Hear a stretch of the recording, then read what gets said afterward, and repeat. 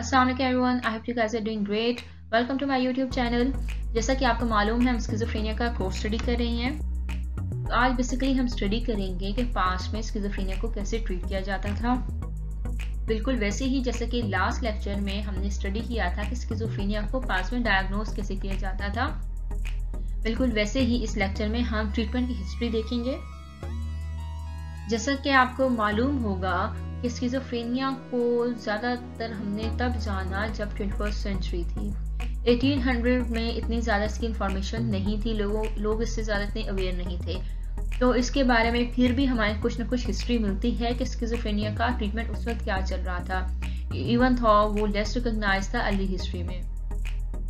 तो वैसे तो स्किज़ोफ्रेनिया जब से कहते हैं ना ह्यूमन काइंड आई है, तब से इस तरह के मेंटल इलनेसेस मौजूद हैं। वो और बात है, हम उससे अवेयर नहीं थे या कोई ऐसा बंदा हमारे पास नहीं था जो इन चीज़ों को आइडेंटिफाई कर सके। तो ये चीज़ें एग्जिस्ट करती थी, बट इसके बारे में हमने बहुत लेट पता चला। और जैसे कि अगर हम देखें, आप सबको मालूम होगा, आपने सबने अपनी लाइफ में किसी न किसी को देखा होगा कि हम ऐसा, अगर आप गाँव के एरिया में देखें या इवन यहाँ शहरों में भी हो रहा होता है कि जो स्किज़ोफ्रेनिया को पहले आपने कहानियां भी सुनी होंगी या उनकी बातों से आपको पता चलता होगा कि पहले स्किज़ोफ्रेनिया को एक स्पिरिचुअल प्रॉब्लम समझा जाता था। यानी कि ये नहीं कहा जाता था कि ये कोई साइकोलॉजिकल इशू है। लड़के लोग कहते थे शायद जिन चमड़ गया है, कोई डेमन्स हैं, इस वजह से ये इस तरह के जो सिम्टम्स हैं वो शो कर रहे हैं। तो इस तरह कोई आइडिया नहीं था कि आया कि इन सब सिम्टम की वजह कोई मेडिकल प्रॉब्लम भी हो सकता है। जैसे कि हमारा डोपामिन का जो फ्लक्चुएशंस की वजह से हम ये सिम्टम्स एक्सपीरियंस करते हैं, बट पहले लोग ये नहीं समझते थे। इस वजह से वो समझते थे कि स्पिरिचुअल प्रॉब्लम है, कोई जिन वगैरह हैं, दैट्स व्हाई वो स्पिरिचुअल जो ट्रीटमेंट है वो यूज करते थे। और सबसे जो कॉमन, जो हिस्टोरिकली जो यूज किया गया है स्किज़ोफ्रेनिया के साथ, और बहुत सी बुक्स में हमें इसका एविडेंस भी मिलता है, दैट इज एक्सॉर्सिज्म। अब एक्सॉर्सिज्म क्या है? बेसिकली आपने देखो जिन निकाले के लिए एक्सॉर्स्टिक भी यूज किया जाती है, इस तरह की कुछ ना कुछ प्रैक्टिसेस की जाती हैं जो जिन निकालने के लिए हम करते हैं। तो वो तमाम प्रैक्टिसेस को हम एक्सॉर्सिज्म कहते हैं। डिफरेंट वे से एक्सॉर्सिज्म होता है, बट सिंपल टू से इज कि ये रिलीजियस प्रैक्टिस थी जिसकी वजह से वो डिफरेंट टेक्निक यूज करके जिन निकालते थे। और इसके अलावा अगर हम देखें तो स्किज़ोफ्रेनिया, जैसे आपको पता है, जो स्किज़ोफ्रेनिया एक साइकोलॉजिकल प्रॉब्लम है। और साइकोलॉजिकल प्रॉब्लम क्या है?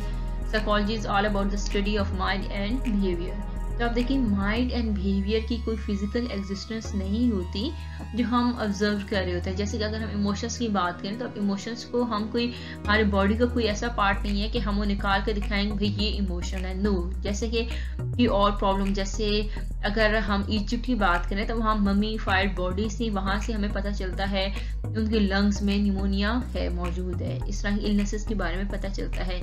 लेकिन स्किज़ोफ्रेनिया का तो कोई फिजिकल रिकॉर्ड ही नहीं होता। तो इस वजह से हम ये भी नहीं कह सकते कि प्रीवियस जनरेशन्स को स्किज़ोफ्रेनिया था। बट अगेन हमें कुछ ना कुछ इंफॉर्मेशन मिलती है कि वहाँ कुछ ना कुछ सिम्टम्स थे, बट अगेन उसका ऐसा एविडेंस हमारे पास मौजूद नहीं है। और इसके अलावा जैसे कि आपको मैं पहले बता चुकी हूँ, ये अंडर रिकॉग्नाइज था और बहुत ज़्यादा इसके बारे में हमने जब जानना शुरू किया, हमारी बुक्स में इंफॉर्मेशन आने शुरू हो गई। इवन इन पाकिस्तान इसके बारे में इंफॉर्मेशन हमें 20th सेंचुरी में जो हमें मिली। और इसके अलावा अब हम देखें तो 1800 में जो स्किज़ोफ्रेनिया के जो पेशेंट्स थे वो हॉस्पिटलाइज भी होने शुरू हो गए थे। लाइक ज़्यादा नहीं थे, लेकिन हॉस्पिटलाइजेशन स्टार्ट हो गई थी। लोगों को इतनी इंसाइट डेवलप हो गई थी कि ये एक कोई साइकोलॉजिकल प्रॉब्लम है जिसका ट्रीटमेंट होना बहुत ज़रूरी है। इसके अलावा अगर हम ट्रीटमेंट की बात करें, जैसा कि हमारा यूट्यूब वीडियो का मोटिव यही था कि हमने पढ़ना है कि स्किज़ोफ्रेनिया को पास्ट में कैसे ट्रीट किया जाता था। तो जैसा कि एक तो मैं आपको बता चुकी हूँ, सबसे पहले जब ये अंडर रिकॉग्नाइज था, लोग समझते थे कि स्किज़ोफ्रेनिया एक स्पिरिचुअल प्रॉब्लम है, तब फर्स्ट इसका ट्रीटमेंट आया था, दैट वाज एक्सॉर्सिज्म। लेकिन जब लोगों को पता चला, हॉस्पिटलाइजेशन स्टार्ट हो गई कि schizophrenia is a psychological issue that need treatment, तो उस वक्त जो फर्स्ट ट्रीटमेंट हमारे पास आता है हिस्ट्री में, जिसके बारे में इंफॉर्मेशन मिलती है, दैट इज ह्यूरिक क्योर्स। ह्यूरिक क्योर्स बेसिकली ये हैं, जो भी जो स्किज़ोफ्रेनिया के पेशेंट्स होते हैं जिन्हें डिलूजन्स हो रही होती थी, हैलुसिनेशंस हो रही होती थी, उनके सोशल कनेक्टेडनेस अफेक्ट हो रही होती, कॉग्निटिव एबिलिटीज अफेक्ट हो रही होती थी, इस तरह के मसाइल का सामना कर रहे होते थे। तो करते ये थे कि उनकी बॉडी में से कंप्लीट ब्लड रिमूव करके नया ब्लड उनके अंदर इंजेक्ट करते थे। उन्हें ऐसा लगता था ऐसा करने से उनकी जो कॉग्निटिव एबिलिटीज़ या सोशल डेफिसिट्स हैं या ओवरऑल उनकी जो एबिलिटीज़ हैं वो इम्प्रूव हो जाएंगी, उनके जो फॉल्स परसेप्शंस हैं या फॉल्स बिलीव्स हैं वो ख़त्म हो जाएंगी क्योंकि उनकी एबिलिटीज़ इम्प्रूव हो जाएंगी। तो ये एक सेकंड ट्रीटमेंट था जो स्किज़ोफ्रेनिया के लिए यूज़ किया जाता था इन द पास्ट। और another treatment that is quite famous in the past that was given by Benjamin Rush, that was tranquilizer chair। अब आप सिंपल गूगल भी करेंगे ना ट्रैंक्विलाइजर चेयर तो आपको आइडिया हो जाएगा कि ये था क्या। बेसिकली स्किज़ोफ्रेनिया के लिए ये यूज होता था। इसमें करते ये थे जो पेशेंट है स्किज़ोफ्रेनिया का उसे एक चेयर पे बिठा देते थे, उसकी जो चेस्ट से, उसके एब्डोमेन से, उसके एंकल से, उसके फीट वो सारे बांध दिए जाते थे। बांधने के बाद ऐसा किया जाता था उसका जो सर है, सर में ना एक वुडन बॉक्स डाल दिया जाता था, एक वुडन बॉक्स के अंदर सर डाल दिया जाता था। उसमें एक तो ये होता था कि जो ब्लड है सारा बॉडी में जाएगा तो इससे एक इम्प्रूवमेंट होगी, और दूसरा जो ब्रेन में ब्लड का फ्लो थोड़ा कम होगा, इससे भी स्किज़ोफ्रेनिया के सिम्टम्स में कमी आती है। लाइक ये पास्ट में कहा जाता था, I don't know it was a valid treatment और नॉट, बट अगेन ये यूज किया जाता था, इसके एविडेंस हमें मिलते हैं। इसके अलावा इस जो ट्रैंक्विलाइजर चेयर में जो क्लाइंट की जो रूटीन थी बड़ी स्ट्रक्चर रूटीन होती थी और उसमें स्ट्रक्चर एनवायरनमेंट दिया जाता था, डेली एक्सरसाइज करो, वोकेशनल ट्रेनिंग करो, लाइक बिल्कुल स्ट्रक्चर पैटर्न था, नो रिलैक्सेशन, नो फ्लेक्सिबिलिटी।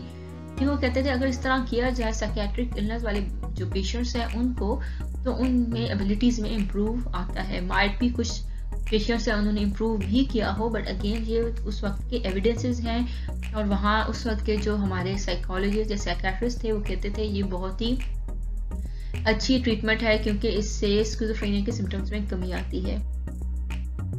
आगे अगर हम देखें तो फिर 1800 के मिड के बाद हमें यूएस में एग्जाम्पल्स मिलती हैं कि एज आलम बनने शुरू हो गए। तो तब ऐसा हुआ कि जो स्किज़ोफ्रेनिया के पेशेंट्स उन्हें रिलैक्सिंग या स्पोर्टिक सेटिंग मिलने शुरू होगी, उन्हें अच्छा इन्वायरमेंट मिलने शुरू हो गया, तो इस तरह की चीज़ें हमें मिलती हैं। So that was today's lecture. Further भी है ट्रीटमेंट ऑप्शन है जो हम अगली वीडियोस में करेंगे, like that is next era. So अगर आपको वीडियो पसंद आई है तो kindly like and subscribe my channel and press the bell button to get update about new videos. Thank you.